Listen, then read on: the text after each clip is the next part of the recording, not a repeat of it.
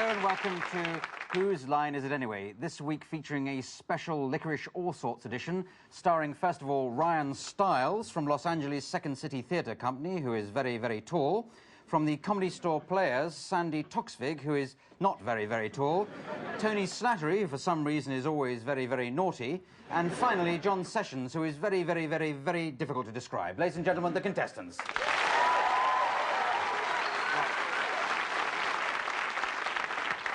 The first game we're going to play is called Authors. So if you'd like to all come forward ready to do this, the idea is this: they tell a story, each adopting a different author's style for their leg of the story.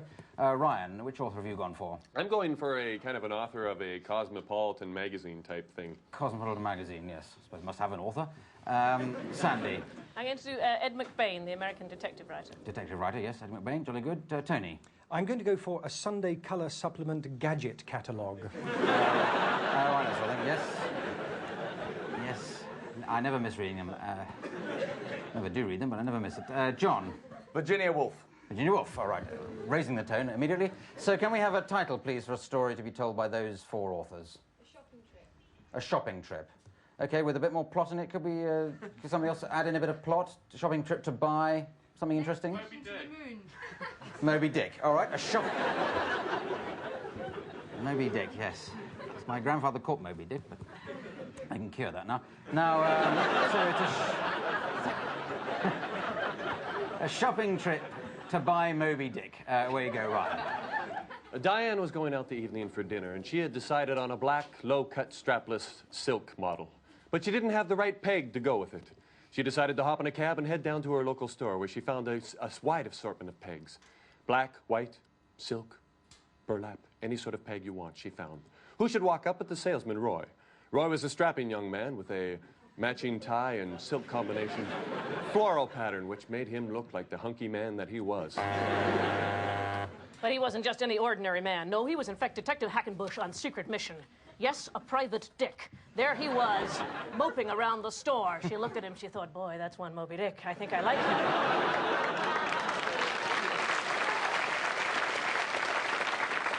Never mind about this party. Let me sidle up to him.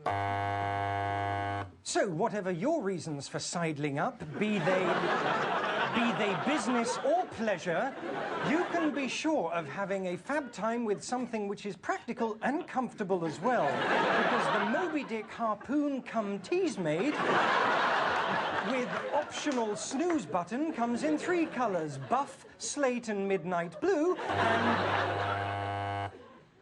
She had felt, Mrs. Dalloway, a strange rebuke, both from the mustard cruet and from the dried flowers she had left on the windowsill. Was it perhaps some odd, attenuated memory of Richard coming back as he might have done from the war? Maybe Fred? Maybe Dick?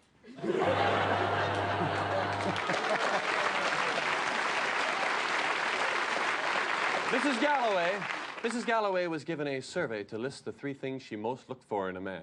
Number 1 was a good sense of humor. Number 2, a money account. And number 3, of course, a large penis. It was one of the largest that had ever been seen in the precinct, as a matter of fact. The detective took it home with him. At East and 40th, he turned left. At 40th and East, he turned right. He walked on ruthlessly. What the hell had happened to Ruth? This wasn't going... And, of course, a penis that not only mows the lawn and changes the baby...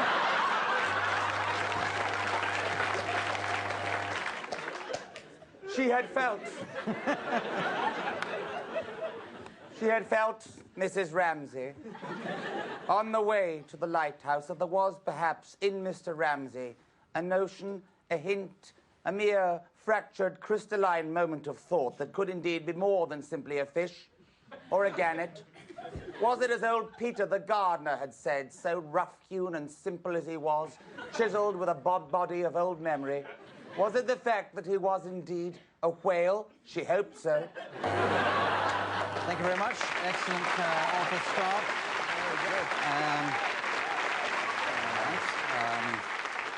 Well, that'll be marked on grounds of taste, and 1.5 points to everybody on that one. So now we have a game called Tag. This is going to feature, first of all, Ryan and John. So if you'd like to step forward, Ryan and John. And what we're going to get them to do is to adopt a couple of positions, and from those positions they'll have to improvise a scene. The other two will join the scene and change it to another one by shouting freeze, touching one of the others who'll depart. Sounds simple, doesn't it? So first of all, can you just think of a physical position you'd like to put John Sessions in? Something attainable by him on his own. His head. On his head. Oh, come on, be fair. He's got to actually... A yoga position. So get into a sort of yoga position, John. Can you sort of get on the floor there? And Ryan, how would you like him? Kama Sutra. Sounded good, but I didn't hear what you said. So, on a soup trap, you seem to say. On a soup trap.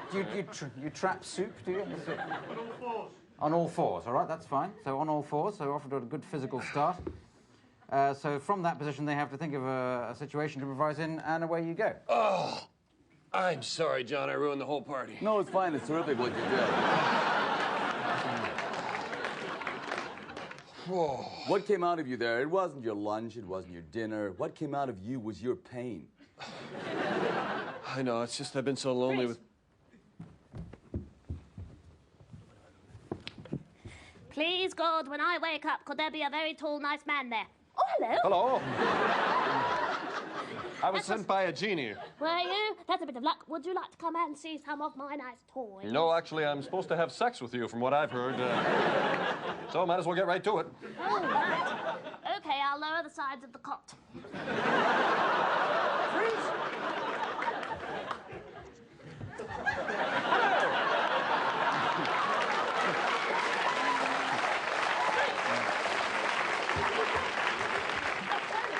See you there, John.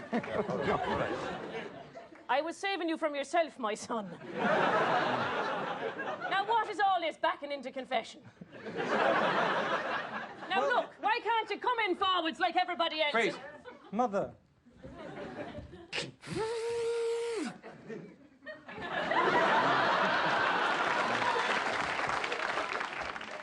Do you think we're stiffer at dancing than the other couple? No.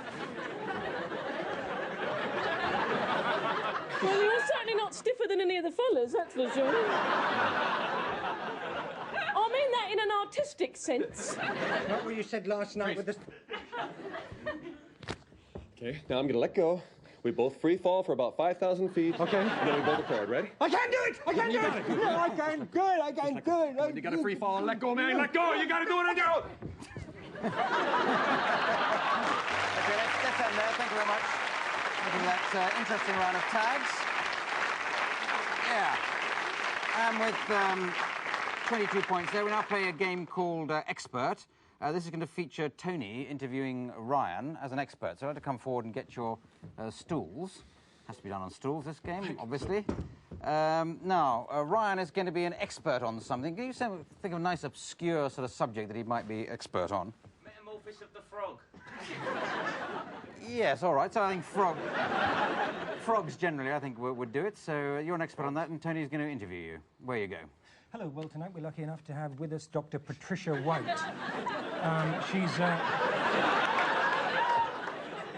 She's a sexy little thing, I think you'll agree. You're an expert on the metamorphosis of the frog, but you're also a very unsuccessful transsexual. How do you combine the two? Well, as you know, the metamorphosis of a frog, as you know, the tadpole stage, but the little-known Vegas showgirl stage, which comes just before the tadpole stage that not many people know Indeed, and there is, in connection with that, a dance called the Mexican tadpole dance. Would you like to do it? Yes, I would, and please join me. As you know, it takes two. All right. Let's join fingers. Yes. Fingers. And that's pretty well all there is to it. That's very interesting. It finds that the sexual desires of the frogs are heightened when this dance is performed in early hours of the evening. Yes. Tell us about your marriage to Henry Kissinger. Not much publicized at the point. I found him a bit too old for me. I guess that's why it didn't work out between the two of us, but I understand you're now dating him. That's right. And he told me when we were... Never mind about that. But he told me that you do a very good impression of a frog giving birth to spawn. Perhaps you could do that for us now. All right. Yeah, I'll hold you back. If you just let yourself fall back, then we can... All right. There we are. Push.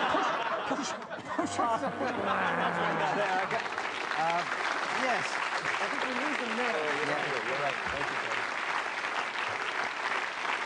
Well, it's a long time since I've seen an impersonation of frog spawning on television, but so that's worth at least a point, I'd have thought.